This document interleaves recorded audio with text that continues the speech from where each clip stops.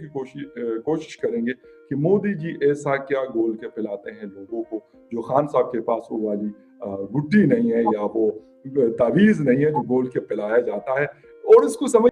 जय हिंद दोस्तों, मैं महेंद्र शर्मा स्वागत करता हूं वन वर्ल्ड हिंदी में आपका। उम्मीद करता हूं आप खुश और स्वस्थ हैं। दोस्तों जैसा कि आपने देखा, आज मोदी जी का डंका कैसे पूरे विश्व में बज रहा है और आज पाकिस्तानी मीडिया भी आपने देखा जैसे कि पाकिस्तानी मीडिया भी मोदी जी के बारे में भारतीयों से पूछने लगी है, क्योंकि भारतीय पैनलिस्टों से सीधा सीधा ये पूछते हैं कि ऐसा क्या है मोदी जी में जो कि मोदी जी आज पूरे विश्व में छवि बना चुके हैं, जबकि हमारे यहाँ इमरान खान किसी को कन्वेंस भी नहीं कर पाता है। तो कहीं ना कहीं आज पाकिस्तानी मीडिया भी सन रह चुकी है। तो दोस्तों देखिए, सुमित जी पीर जी और फकर यूसुफ जी का विश्लेषण बहुत जबरदस्त तरीके से कैसे यूक्रेन रशिया के बीच में मध्यस्थता के लिए यूक्रेन ने मोदी जी से आग्रह किया है और कैसे मोदी जी ने दो टूक कहा है कि हमारे छात्रों को सीधा सीधा यहां से निकाले सुरक्षित। तो दोस्तों देखिए डिबेट और कमेंट में अपनी प्रतिक्रिया जरूर दें। लास्ट में आपसे रिक्वेस्ट करूंगा, चैनल पर नए हैं तो चैनल को सबसे पहले सब्सक्राइब कीजिए, लाइक शेयर कमेंट जरूर कीजिए। दोस्तों जय हिंद, वंदे मातरम, भारत माता की जय। दोस्तों गालिबन मुलाकात भी की और वैसे भी उन्होंने कहा कि सर आप कोई रोल प्ले कर सकते हैं क्योंकि रशिया आपकी बात सुनता है।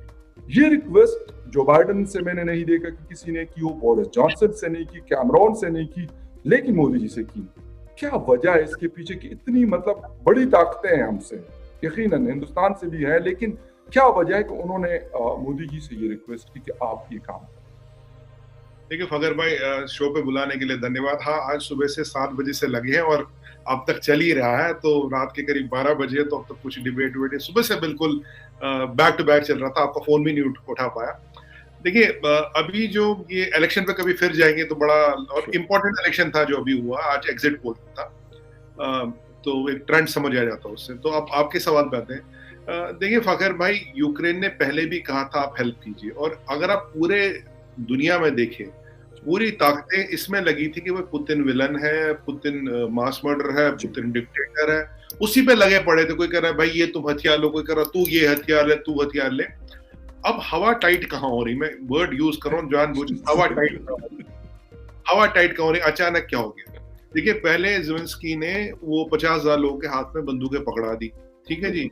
कुछ अजोर रेजिमेंट के बारे में भी आपने सुना, जो नियो नाजी थे वो भी यूक्रेन की आर्मी के पार्ट है, कैदियों को छोड़ दिया। पोलैंड और हंगरी से लोग मंगाए, कुछ चेचेनिया से लोग मंगाए। अब 60-70 हजार ऐसे लोग हैं जो यूक्रेन की सड़कों पर फकर भाई, जो किसी की नहीं सुनते, वो अपने मालिक खुद है। अब उनको ज़ेलेंस्की ने खड़ा कर दिया, ज़ेलेंस्की साहब बैठ गए पोलैंड में किसी बंकर में। रशिया हर तरफ से आ रहा है। अब जब कीव और रशिया के बीच केवल एक पुल है, वो पुल घिरा रशिया कीव के अंदर। अब कहा, अभी मैंने देख रहा था कि अभी शायद पहली बार सुखोई का यूज किया गया कुछ स्ट्रेटेजिक एरिया पे बॉम्बिंग करने के लिए, ये भी चीजें आ रही है। अब हमारे 1000 बच्चे भी वहां फंसे पड़े, 700 सूमे में और 300 करीब खारकीव में, जिनका एक्सट्रेडिशन करना है। 2 दिन पहले रशिया ने बोला भाई हम इनको निकालने को तैयार है, हम बसें भेजेंगे, हम इंडियन बच्चों को निकालेंगे और भी कोई नेशनलिटी निकालेंगे। यूक्रेन आप हमें सीज फायर का गारंटी दो, कॉरिडोर दो। पर भाई साहब, मैं 48 घंटे से अपने नेशनल टीवी में मेरा गला सूख गया चिल्ला चिल्ला के हर चैनल पे, यूक्रेन आप हमें एक्सेस क्यों नहीं दिख रहे? हमारे 1000 बच्चे भाई वहां पे।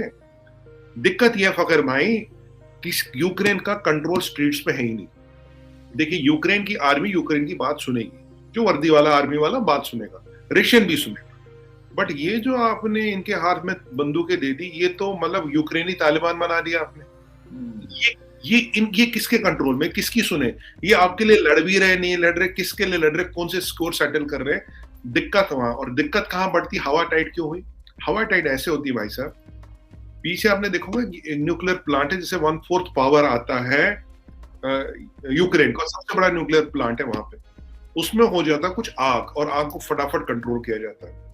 फखर भाई मैं आपको यहाँ बोलना चाहूंगा, यूक्रेन एक वाहिद जगह है फॉर्मल यूएसएसआर में जहां 15 न्यूक्लियर रिएक्टर है sir, 15 nuclear reactor. 15 nuclear reactor के साथ 15 स्टोरेज डिपो होंगे और 15 जहां वेस्टेज आता वो डंप्स होंगे। तो मोटा मोटा 30 से 45 active hot radio active spots है यूक्रेन में। और चेर्नोबिल जो है जिसकी हम बात करते हैं, वो भी यूक्रेन में था, अब भी यूक्रेन में। उसके 25 किलोमीटर डायमीटर में कोई नहीं रहता, अब भी वहां रेडियो एक्टिव डस्ट है, अभी वहां रेडियो एक्टिविटी है। जब चेरनोबिल में एक्सीडेंट हुआ था, वो तो खैर एक एक्सीडेंट हुआ था कि न्यूक्लियर को रिएक्टर को कितना लोड करेंगे, तब आपने उसको सीमेंट के पहाड़ में ढक दिया था, जहाजों को यूज किया आपने सीमेंट डालने के लिए। आपके जो लोग वहां गए थे वो लेड सूट्स पहन के गए थे, मतलब लेड सूट का वजन होता हमारे बॉडी के वजन से ज्यादा, और तब भी हमें 20 से 40 मिनट मिलता है वहां काम करने को। हकीकत ये उनमें से 90% लोग कैंसर से मर चुके हैं एडमिस लेड सूट्स। अगर खुदा न खास्ता, ईश्वर न करे, भगवान न करे, अभी वहां कुछ वारदात घट जाती है, वॉर टाइम है, तब क्या करोगे? क्योंकि अब हवा कहाँ टाइट हो रही है, क्योंकि उससे यूक्रेन भी जाएगा, रशिया पे भी इफेक्ट आएगा और फ्रांस और जर्मनी तक इफेक्ट आएगा। तभी कल रशियन और फ्रेंच पुतिन अंकल को फोन कर रहे थे, पहले 2 दिन तक पहले अमेरिका के साथ थे, हम थोड़े अमेरिका, कल पुतिन को फोन कर रहे थे, भाई आप इन एरियाओं का कंट्रोल लो। अभी जो जिस प्लांट ज़ेलेंस्की जो प्लांट है ज़पस्की, मैं रशियन प्रोनाउंसिएशन, उस पे अभी रशियनों का कब्जा, और उन्होंने उनको रिक्वेस्ट किया, सर आप ये देखो कि यहाँ कुछ वारदात न हो, क्योंकि जब रेडिएशन निकलेगी ना फकर भाई, वो थोड़ी मानती है आप यूक्रेनी हो, कौन हो, अमेरिका तक पहुंचेगी, यूके तक में टाइम लगेगा। पर ये जो यूरेशियन कंटेंट है जिसमें हम और आप भी आते हैं, हम इफेक्ट होंगे इस रेडिएशन से। सच्चाई यहाँ पे ये है, अब हो रहा मामला हाथ से निकलता हुआ जा रहा है। अब वो क्या कर रहे हैं, कह रहे वो अब कह रहे मोदी जी को, जी आप बात करो। मोदी जी ने आज बात की थी सुरोन से, बात का विषय ये था कि जो हमारे 1000 बच्चे हैं वहां पे, भाई आप उनको निकालने का अरेंजमेंट करो, 48 घंटे से आप कुछ नहीं करो, अरेंजमेंट करो। रशिया से भी बात की, तो उन्होंने फिर बात में निकला भाई कि आप हमारी मदद करो, इसको रोको। भाई लड़ाई रोकने के लिए आपको यारों का फखर, भाई सबसे पहले तो हम ही ने कहा था, हमने पहले दिन कहा लड़ाई रोको, इमीडिएट लड़ाई रोको, बैठ के बात करो, ये मरने मारने का तमाशा बंद करो, यूक्रेन को सीरिया मत बनाओ, यूक्रेन को अफगानिस्तान मत बनाओ, आदम की जात खतरे में है। क्योंकि अब अगर ये न्यूक्लियर वाला कहीं कुछ हो गया, अभी देखिए मैं ये नहीं कहता रशियन मिलिट्री करेगी, मैं ये भी नहीं कहता यूक्रेन मिलिट्री करेगी, ये जो 70,000 लोग घूम रहे भाई साहब, अगर इन्होंने कुछ कांड किया, इन पे किसका कंट्रोल है? Exactly. तो आप और हम तो बैठे बैठे लपेटे में आ गए ना, हमारी तो गलती कुछ नहीं। अब जब ये जो मसला बाहर हाथ से जाता देख रहा, अब यूक्रेन के एम्बेसडर को पता है कि बड़ा वर्ल्ड लीडर जिसने साइड नहीं लिया, बड़ा वर्ल्ड लीडर जिसने कहा आप लड़ाई रोको, बड़ा वर्ल्ड लीडर जो पहले से कह आप लड़ाई रोको, वो मोदी जी। और पुतिन पे मोदी जी का एक अच्छा केमिस्ट्री है, एक अच्छी आपस में यारी दोस्ती है कि पुतिन मोदी जी की बात सुन लेगा, कंसिडर कर लेगा। क्योंकि आज की डेट में ना वो जो बाइडेन की बात सुनेगा, ना वो बोरिस जॉनसन की बात सुनेगा, ना वो मैक्रोन की सुनेगा, ना ओलाफ की सुनेगा।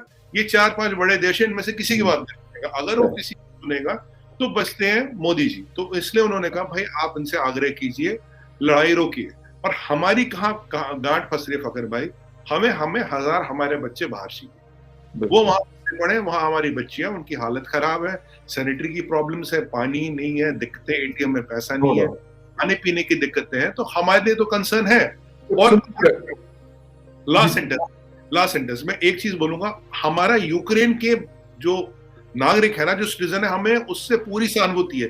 36 टन एयर कार्गो हम रिलीफ के तौर पे यूक्रेन पहुंचा चुके हैं सर। हमारे 76 जहाज चुके विद कार्गो यूक्रेन पहुंचा रहे हैं, क्योंकि यूक्रेनी से हमें कोई लेना देना नहीं है, हमें दिक्कत है ज़ेलेंस्की से जो उन्होंने ये स्टैंड लिया। ओके सर, एक चीज ये खान साहब ने, हमारे इमरान खान साहब की मैं बात कर रहा हूँ, प्राइम मिनिस्टर हमारे, उन्होंने उनको मतलब कॉल भी आई, यूरोपियन यूनियन के जो प्रेसिडेंट है चार्ल्स मिशेल साहब की कॉल आई और उन्होंने उनसे कहा, तो वहां पे इमरान खान साहब ने कहा कि हाँ वाकई बड़े गंभीर किस्म के हालात हैं यूक्रेन के। इससे पहले इस किस्म की कोई स्टेटमेंट नहीं आई। लेकिन मैं ऑन अ लाइटर नोट थोड़ा सा आपसे ये वीडियो मेरा ख्याल व्यूअर्स भी देख लेंगे और मैं और आप भी सुन लेते हैं, तो उसके बाद फिर हम आगे जाके थोड़ा सा करेंगे कि जो मैं आपसे पूछ रहा हूँ कि मोदी जी क्या गोल के पिलाते हैं जो खान साहब नहीं पिला रहे, ये जरा मशवरा लेंगे। ये पहले ये वीडियो देखते हैं और फिर आगे बढ़ते हैं। जी।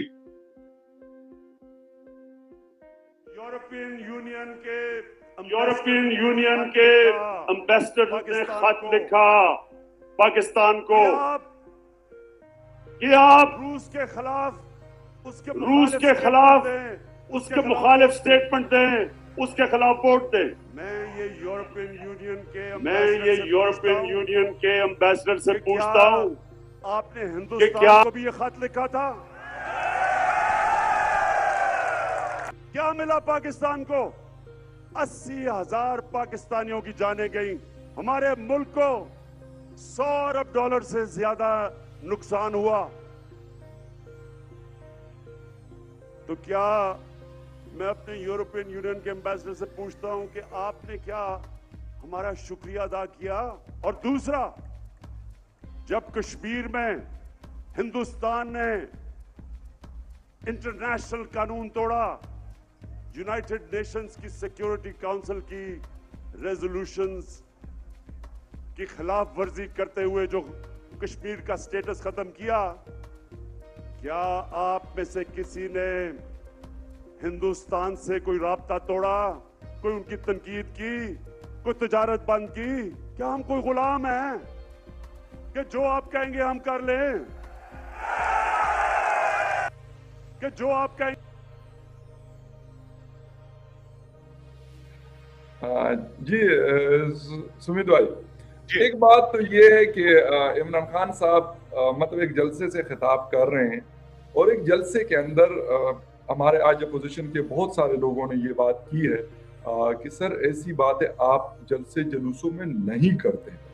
सबसे इम्पोर्टेंट चीज ये है, लेकिन उन्होंने की, अक्सर मैं कहता हूं कि आप बेशक मोदी जी से आपको इख्तिलाफ है, आप करें, ये आपका राइट है कि आप इख्तिलाफ करें, लेकिन उनको बुरा भला आप नहीं कह सकते कि आप मतलब कोई अजीब अजीब किस्म के वर्ड का चुनाव करते हैं उनके लिए। मेरे ख्याल में ये कहीं पे भी, या बल्कि आज यहाँ तक हमारे यहाँ लोगों ने कहा, जो अपोजिशन के लोग हैं उन्होंने कहा कि अमेरिका और चाइना के बीच में भी मसाइल हैं, लेकिन कभी चाइनीज प्रेसिडेंट ने इस तरह के अस्तीने चढ़ाकर बात नहीं की।